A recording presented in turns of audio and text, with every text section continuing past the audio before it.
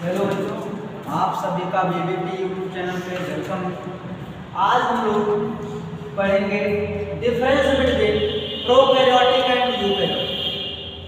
आज cell biology पर हमारा थर्ड लेक्चर जो कि है difference between prokaryotic and eukaryotic, जो कि सेल के टाइप्स हैं। तो आज हम लोग जानेंगे कि दोनों में डिफरेंस क्या है। अगर हम आप लोगों को एक चीज बताए थे शुरू में ही कि बायोलॉजी एक ऐसा सब्जेक्ट है जिसमें कि टर्म का अगर नॉलेज हमें है तो हम आसानी से बायोलॉजी को पढ़ सकते हैं। तो पहले हम प्रोकैरियोटिक क्या होता है इसके टर्म को समझेंगे। तो टर्म से हमें टर्म को समझ लेंगे तो हमें आसानी से समझ में आ जाएगा। तो पहले हम लिखेंगे प्रोकैरियोटिक। अगर हम बात करते हैं प्रोकैरियोटिक की तो प्रोकैरियोटिक को हम दो भागों में डिवाइड करेंगे। देखो, प्रो और कैरियोटिक। प्रो मीन्स होता क्या है, यहाँ पे क्वेश्चन था कि प्रो मीन्स होता क्या है। प्रो की बात करते हैं तो प्रिमिटिव क्या होता है, प्रिमिटिव। अगर कैरियोटिक की बात करते हैं तो न्यूक्लियस क्या होता है, न्यूक्लियस।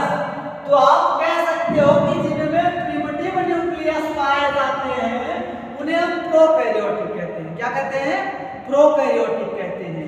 आप आसान भाषा में कह सकते हो कि not well developed nucleus, not well developed nucleus are called prokaryotic. Clear? कहने का मतलब है जिनमें केंद्रक विकसित नहीं होता है प्रोकैरियोटिक कहलाते हैं। क्या कहलाते हैं, प्रोकैरियोटिक कहलाते हैं। इतना क्लियर हुआ? तो प्रो मीन्स क्या होता है, प्रिमिटिव। Karyotic means nucleus. कहने का मतलब जिनमें प्रिमिटिव न्यूक्लियस पाए जाते हैं उन्हें हम प्रोकैरियोटिक कहते हैं। इसके बाद हम बात करते हैं यूकैरियोटिक की। दूसरा क्या है, यूकैरियोटिक।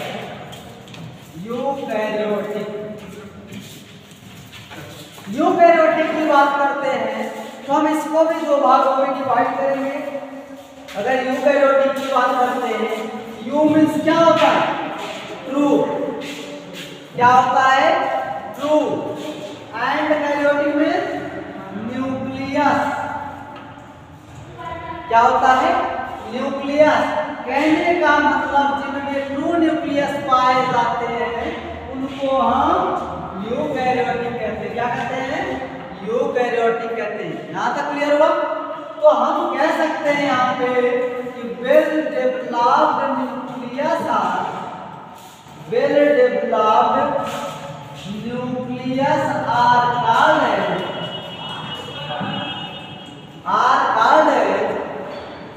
यूकैरियोटिक।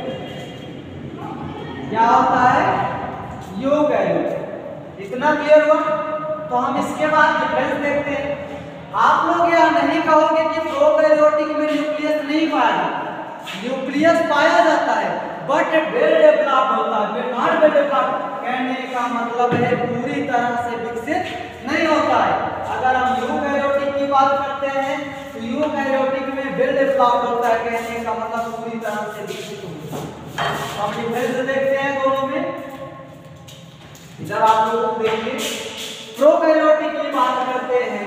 प्रोकैरियोटिक के जितने भी जीव होते हैं वो मोस्टली कैसे होते हैं, यूनिसेलुलर होते हैं। क्या होते हैं, यूनिसेलुलर। अगर यूनिसेलुलर टर्म को समझे तो यूनिसेलुलर होता क्या है, मुझे बच्चों को यूनिसेलुलर पता ही नहीं होगा। अगर हम यूनिसेलुलर की बात करते हैं इसको भी हम दो भागों में डिवाइड करेंगे। यूनि मीन्स क्या होता है, वन। Cellular means cell. कहने का मतलब है जो एक सेल से, एक कोशिका से बने होते हैं उन्हें हम एक कोशिकी कहते हैं या यूनिसेलुलर कहते हैं। आप लोग लिख सकते हो made up of one cell are called unicellular. इतना क्लियर हो? हम कह सकते हैं कि प्रोकैरियोटिक के जितने भी जीव होते हैं वो मोस्टली क्या होते हैं, यूनिसेलुलर होते हैं। इसके बाद अगर हम हम बात करते हैं यूकैरियोटिक की, तो यूकैरियोटिक के जितने भी जीव होते हैं वो यूनिसेलुलर और मल्टीसेलुलर दोनों होते हैं। अब यूनिसेलुलर तो समझ में आ गया, यहाँ पे मल्टीसेलुलर क्या, अब हमें इसको जानना होगा।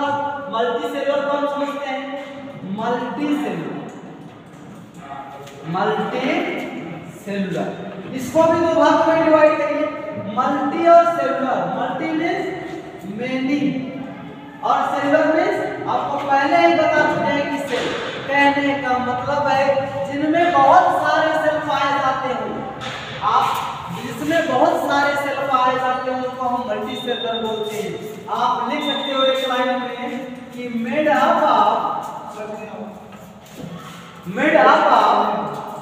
To or more cell, two or more cell are called as multicellular. क्या कहलाएगा? Multicellular. कहने का मतलब है जो दो या दो से अधिक कोशिकाओं से मिलकर बने होते हैं उन्हीं को हम क्या कहते हैं? Multi cellular. यहाँ तक क्लियर हुआ? फर्स्ट पॉइंट, पहला डिफरेंस क्या था कि जो प्रोकैरियोटिक होते हैं उनमें जो उनके जितने भी जो होते हैं वो मोस्टली क्या होते हैं? यूनिसेलुलर होते हैं। अगर यूकैरियोटिक की बात करते हैं तो यूकैरियोटिक के मोस्टली जीव जो होते हैं यूनिसेलुलर और मल्टीसेलुलर दोनों होते हैं। कहने का मतलब है एक कोशिकीय और बहुकोशिकीय होते हैं। इसके बाद सेकंड क्या है डिफरेंस कि जो प्रोकैरियोटिक होता है उनके जीवों में क्या, उनकी जो साइज होती है, रेंज ऑफ साइज 0.2 माइक्रोमीटर से 2.0 माइक्रोमीटर इन डायमीटर होता है। कहने का मतलब है 0.2 माइक्रोमीटर से 2.0 माइक्रोमीटर व्यास का होता है प्रोकैरियोटिक के जीव। अगर हम यूकैरियोटिक की बात करते हैं तो यूकैरियोटिक के जो जीव होते हैं उनकी जो साइज होती है 10 माइक्रोमीटर से 100 माइक्रोमीटर इन साइज होती है। कहने का मतलब 10 माइक्रोमीटर से 100 माइक्रोमीटर का व्यास होता है किसका? यूकैरियोटिक के जीवों का। इसके बाद में हम बात करते हैं प्रोकैरियोटिक में। प्रोकैरियोटिक में क्या पाया जाता है? न्यूक्लियोइड पाया जाता है। क्या पाया जाता है? न्यूक्लियोइड, जिसमें क्या होते हैं? न्यूक्लियोइड में किसी भी प्रकार का मेम्ब्रेन नहीं पाया जाता है। आप लोगों को जब हम सेल पढ़ाए थे तो सेल में क्या होता था? सेल के ऊपर जो साइटोप्लाज्म होता है, साइटोप्लाज्म को जो प्लाज्मा मेम्ब्रेन था कवर्ड किया रहता था।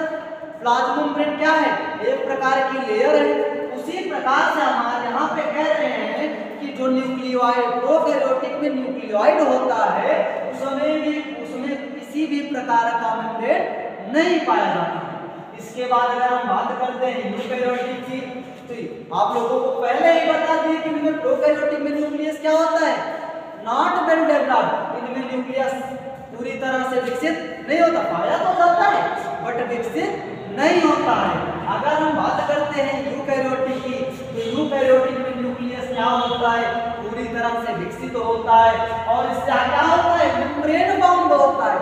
कहने का मतलब है जो न्यूक्लियस होता है या न्यूक्लियर मेम्ब्रेन के द्वारा चारों तरफ से कवर्ड रहता है, चारों तरफ से घेरा रहता है। इतना क्लियर हुआ?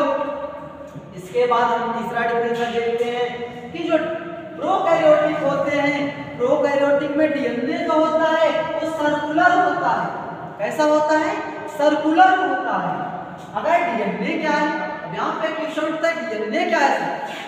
डीएनए की बात करें तो डीएनए जो होता है, डीएनए जो होता है, अगर हम फुल फॉर्म की बात करते हैं इसके, हम एक दिन डिटेल में इसका एक लेक्चर लेंगे। अगर हम बात करते हैं डीएनए की तो डीएनए का जो फुल फॉर्म होता है डीऑक्सीराइबोन्यूक्लिक एसिड। डीएनए जो होता है यह जेनेटिक मटेरियल होता है। क्या होता है? जेनेटिक मटेरियल होता है। कहने का मतलब है कि यह आनुवंशिक पदार्थ होता है एक प्रकार का, जो कि हमारे पेरेंट्स के ही कैरेक्टर ऑफ स्प्रिंग में आते हैं।